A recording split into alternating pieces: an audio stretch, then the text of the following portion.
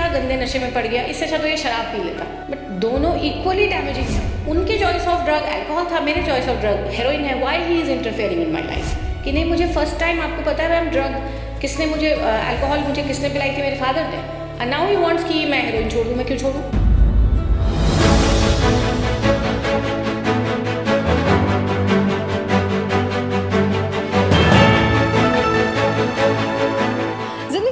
खूबसूरत सी चीज है ना कि अप्स एंड डाउन्स चलते रहते हैं और अगर फ्लैट हो जाए मतलब जिंदगी खत्म, है ना।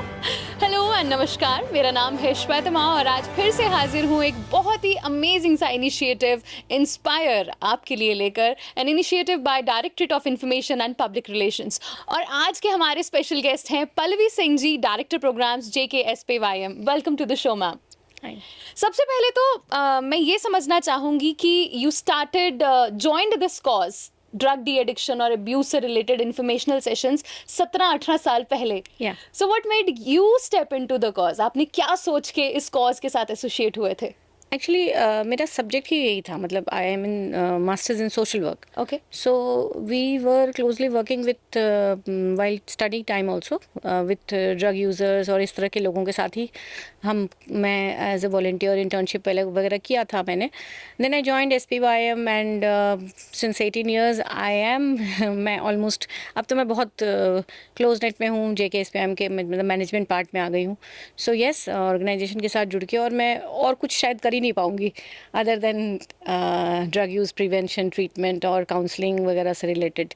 तो अब तो मैं अब हम लोग जैसे ट्रेनिंग वगैरह भी कराते हैं ऑन दिस पर्टिकुलर इशू, चाहे वो जो लोग भी डी एडिक्शन सेंटर्स वगैरह में काम करते हैं, जैसे फॉर एग्जांपल काउंसलर्स हो गए या सोशल वर्क्स हो गए, आउटरीच वर्कर्स हो गए, पीयर एजुकेटर्स हो गए, नर्सेज, वार्ड बॉयज़, सबकी ट्रेनिंग भी। बिकॉज लकीली क्या हुआ कि हर स्टेट में ministry of social justice and empowerment, we work closely with this ministry, government of India. उनके साथ उन्होंने क्या किया है कि हर स्टेट में state level coordinating agency, earlier it use to be called regional resource training centre, but अभी national action plan on drug demand reduction ये स्कीम जब आई तो उसके बाद इन्होंने हर स्टेट में एक स्टेट लेवल कोऑर्डिनेटिंग एजेंसी, ऐसी ऑर्गेनाइजेशन को चुना जिनका एक अच्छा रेपुटेशन था इस कॉज को लेके। And in JNK state we are the SLCA, so we got the chance कि हम डिस्ट्रिक्ट लेवल पे जाके हमने नशा मुक्त भारत अभियान के तहत जितने भी वॉलंटियर्स आइडेंटिफाई किए गए थे, नशा मुक्त वॉलंटियर्स और यू कैन से नशा मुक्त लीडर्स, उन सब की हमने ट्रेनिंग करवाई अलग अलग डिस्ट्रिक्ट्स में जाके। So yes, it's been a good journey so far. That's lovely to know. मैं प्रिसाइजली जानना चाहूँगी कि कोई ऐसा इंसिडेंस इतने सालों में जो हुआ हो which moved you from within? Yeah actually हमारा एक patient, actually we call them client, chronic alcoholic वो बन चुका था। तो क्या हुआ कि उसका बच्चा एक बार पतंग उड़ा रहा था और वो छत से गिर गया, उसको हॉस्पिटल लेके गए and he had no money for operation. तो वाइफ ने अपना कंगन निकाल के उसको दिया कि तुम जाओ इसका फटाफट दवाई लेके आओ, जो भी डॉक्टर ने लिखा था। एंड द मोमेंट उसके पास कंगन बेच के जो पैसे आए, वो भूल ही गया कि उसका बेटा बीमार है, और उसने शराब पी ली और उसके पैसे भी गए, वो खुद भी, उसको होश आया तब जब तक उसका बेटा मर चुका था। And he started crying. वो इस इंसिडेंट को जब शेयर कर रहा था, because we make them share so that catharsis हो और नई शुरुआत हो सके। तो आई वाज लाइक नहीं, ये मतलब टू मच है, मतलब इन इस तरह के ऐसे लोगों की हेल्प अगर हम नहीं कर पाए, बिकॉज देखिए आप, फादर वॉज टेकिंग ड्रग्स या अल्कोहल जो भी लेता था, उसका बच्चा, उसकी कोई गलती नहीं थी, ही डाइड। एंड कंडीशन आप उसकी मदर वाइफ का देखिए हो, सोचिए कितना खतरनाक था। तो ये सब चीज़ें बहुत मैटर करती हैं, और हम लोग सोचते हैं आज भी, कई बार हम लोग सोचते हैं, बहुत सारे लोगों से मैं मिलती हूँ, उनको they are like they don't care कि नहीं ये प्रॉब्लम उनके घर तक भी आ सकती है।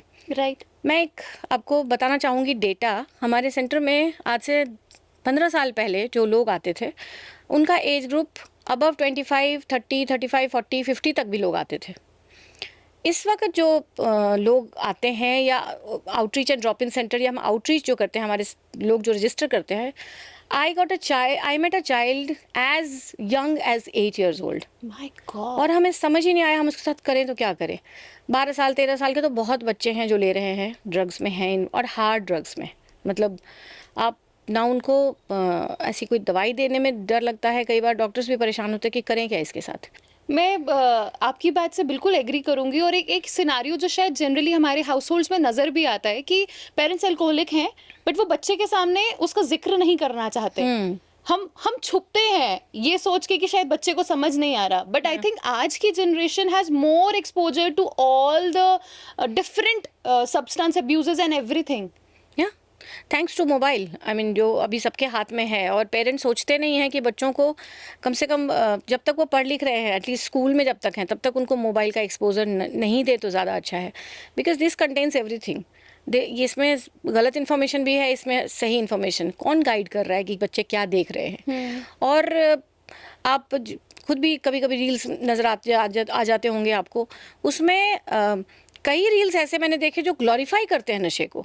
आप ओटीटी प्लेटफॉर्म देखिए, उसमें मतलब ड्रग्स लेके एंड ही इज डूइंग नीचे वंडर्स। लिखा होगा कि हाँ। It is injurious to health, but the actors are taking drugs, even के हार्ड ड्रग्स ऑल्सो, एंड ऐसे लोगों को आप रोल मॉडल बना रहे हो बेसिकली।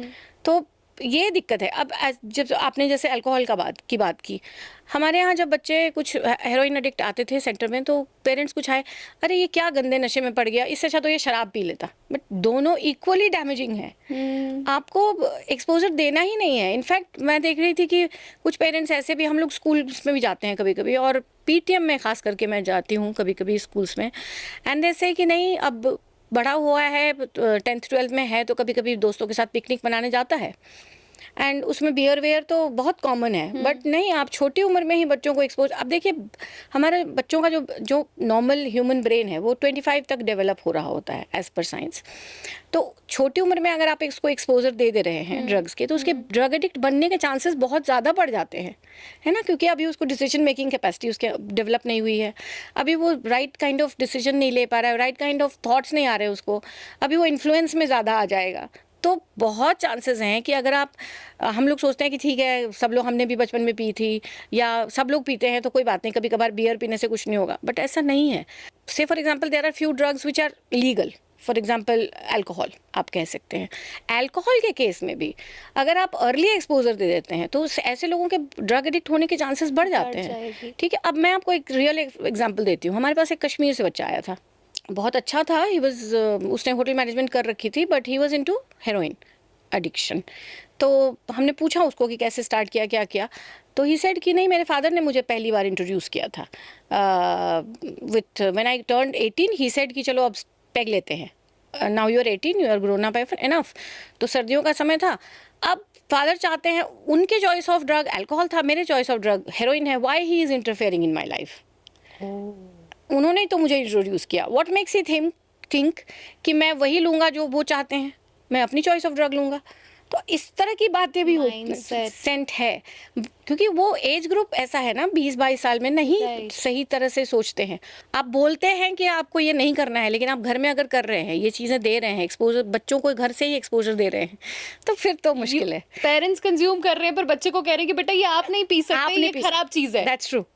ये हर घर में होता है। या बिल्कुल हर घर में होता है। इनफैक्ट ये काली कोल्ड ड्रिंक है, ये आप नहीं पी सकते, ये अच्छी नहीं है, कड़वी कोल्ड ड्रिंक है, यू कांट ड्रिंक दिस, और तुम्हें मैं मीठा वाला पिलाऊंगा। अरे बच्चे को मन करेगा, आप इतना मजे से सब लोग 4 बंदे मिलके पी रहे हो, और जब when you take this you get along very well with your friends and relatives and all, तो ऐसा कैसे नहीं हो सकता कि वो ट्राई नहीं करेगा? Exactly, definitely. आप घर में, ये संभव ही नहीं है कि अगर आप इसको, आपके समाज में ये एक्सेप्टेबल है, तो आप ये एक्सपेक्ट करें कि आपका बच्चा नहीं लेगा। ये पॉसिबल नहीं है।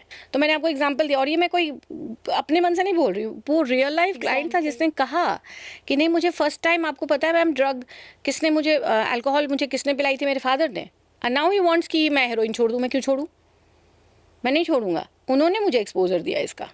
ये अलग बात है कि रिहैब्स में जाने के बाद, ग्रेजुअली काउंसलिंग के बाद, साइकोथेरेपीज़ के बाद, ट्रीटमेंट के बाद फ़र्क पड़ता है। डेफिनेट बहुत बच्चों में फ़र्क पड़ता है, बहुत बच्चे वापस जाते हैं। बिकॉज बहुत बार क्या होता है ना कि हम, एक बच्चा डी एडिक्शन सेंटर तक आया, उसकी सभी जो भी उसके ऊपर कार्रवाई हो रही हो, पेरेंट्स इन्वॉल्व नहीं होना चाहते हैं। आपको पता है हमारे रिहैब में जो मिनिस्ट्रीज सपोर्टेड रिहैबिलिटेशन सेंटर्स है, मैं उसकी बात करती हूँ, उसमें क्या है कि कंपलसरी है पेरेंट्स की काउंसलिंग।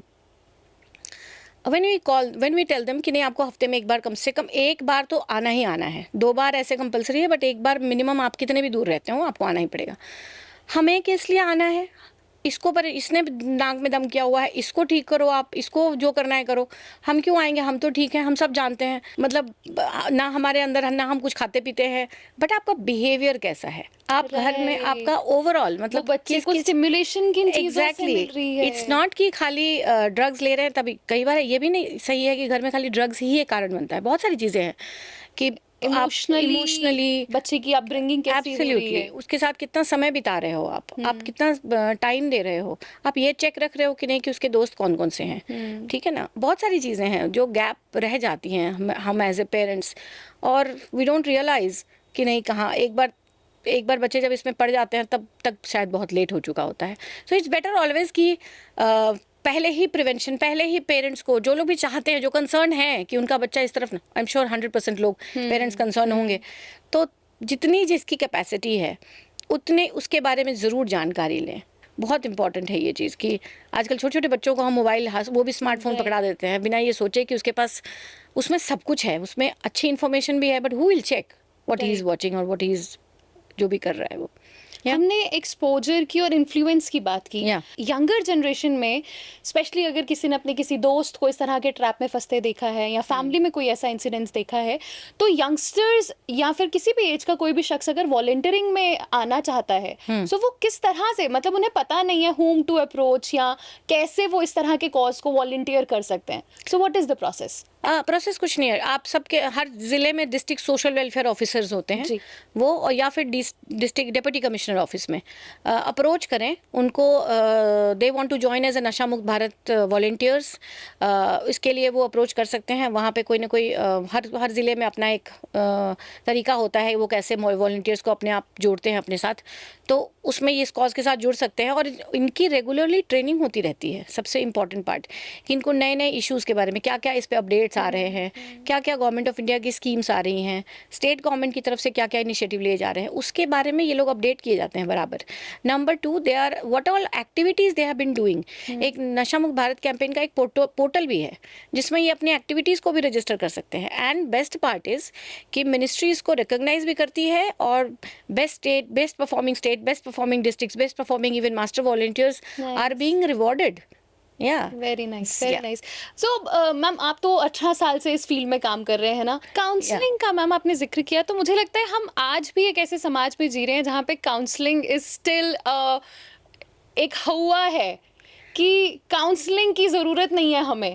या majority of the parents, majority of the children, they have this mindset कि मुझे नहीं काउंसलिंग चाहिए, मैं जो कर रहा हूँ वो सही है। सो क्या हमें उस माइंडसेट को ब्रेक करने की ज़रूरत है?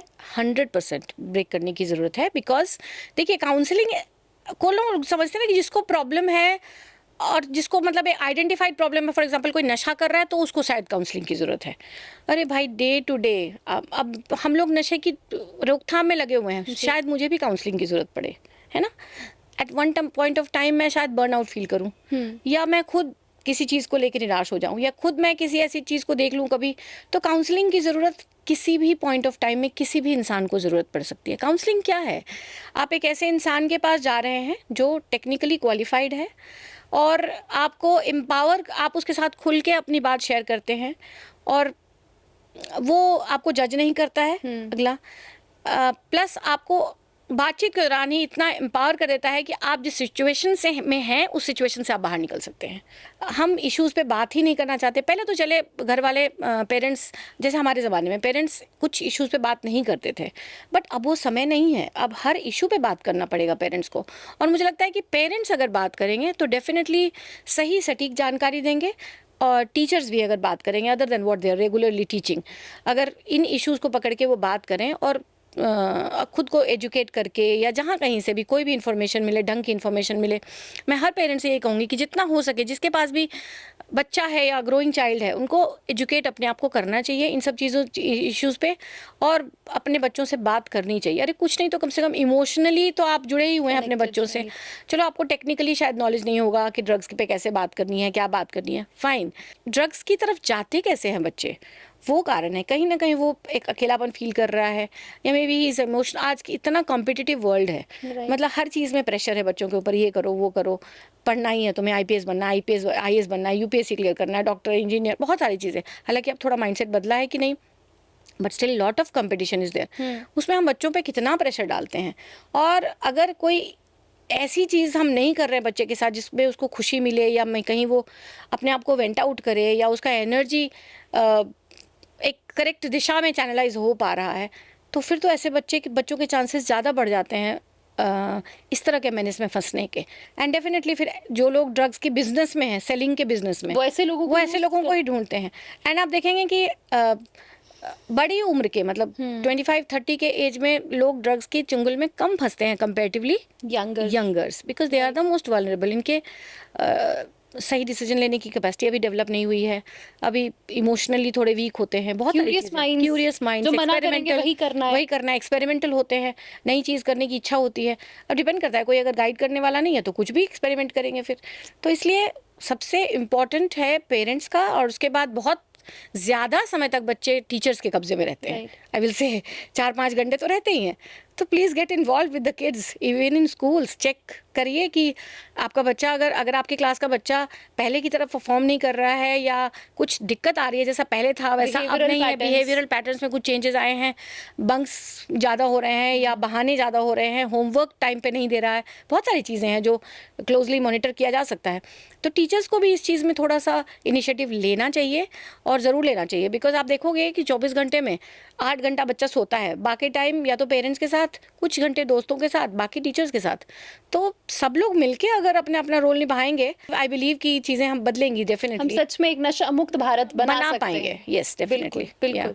तो मुझे लगता है आज की इस कन्वर्सेशन में सबसे खूबसूरत चीज़ जो मुझे समझ आई वो ये कि वो पर्सनलाइज्ड टच जो कहीं ना कहीं मिसिंग है, अगर वो हर इंसान थोड़ा थोड़ा कंट्रीब्यूट करने लग जाए तो हम एक बहुत मेजर डिफरेंस क्रिएट कर सकते हैं। So ma'am, before we actually close, एक क्लोजिंग मैसेज जो पेरेंट्स को या यंगस्टर्स को आप देना चाहते हैं?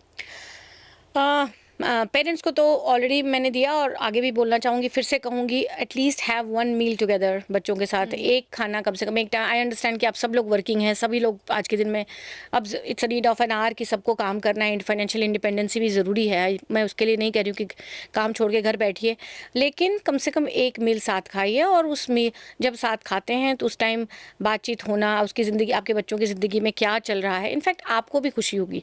इट्स नॉट कि खाली बच्चे, दोनों साइड, ये सबके लिए इंपॉर्टेंट है कि आप थोड़ा एक लाइट मोमेंट में पूरी फैमिली आपस में बातचीत कर रही है। ये बहुत इंपॉर्टेंट है, बहुत ज़रूरी है, क्योंकि यही चीज़ें हमने मिस कर दिया। सब अपने अपने कमरे में खाने लगे हैं, फोन टेबल पे 4 लोग डाइनिंग टेबल पे, कोई आपस में बात नहीं कर रहा। तो मेक सम रूल्स कि भैया खाने के टेबल पे कोई फ़ोन नहीं आएगा, ठीक है ना? इस तरह की चीज़ें करनी है। मैं NMBA वॉलंटियर्स के और इस कम्युनिटी के साथ जुड़ने के लिए, नशा मुक्त भारत कॉज के कैंपेन से जुड़ने के लिए, मैं और भी लोगों को, जो लोग भी इस कॉज के साथ जुड़ना चाहते हैं, मैं यही उनसे रिक्वेस्ट करूँगी, ज़्यादा से ज़्यादा लोग इस कॉज के लिए वॉलंटियर करिए, आगे आइए सामने। मुझे पता है बहुत लोग हैं जो इस कॉज के साथ जुड़ना चाहते हैं, उनको इसके बारे में कुछ नहीं पता है, बट मैंने कहा आपको डिस्ट्रिक्ट ऑफिस में जाइए, अपने अपने ज़िला अधिकारी से मिलिए और इस कॉज के लिए जुड़िए। एक बहुत अच्छा अपॉर्चुनिटी है NMBA वॉलंटियर बन के इस मैंने इसको अपने अपने ज़िले से, अपने अपने जहाँ भी आप हैं, चाहे आप किसी छोटे से गांव में हैं, किसी मोहल्ले में हैं, हर लेवल पे आप जहाँ हैं, जितनी कंट्रीब्यूट आप कर सकते, अगर सब लोग मिलके कंट्रीब्यूट करने लगेंगे, डेफिनेटली जो हमारे प्राइम मिनिस्टर का जो सपना है कि हम एक दिन नशा मुक्त भारत बना पाएंगे, definitely we might reach there. बिल्कुल, थैंक यू। और आई एम वेरी श्योर कि अगर कोलैबोरेटिव एफर्ट्स रहे तो हम एक नशा मुक्त भारत ज़रूर बना पाएंगे। सो वी रियली होप कि आज के सेशन से आप ज़रूर इंस्पायर हो। ये इनिशिएटिव है directorate of information and public relations का। मेरा नाम है श्वेतमा और मेरी आज की खास गेस्ट थी Pallavi Singh ji. Thank you so much and have a great day.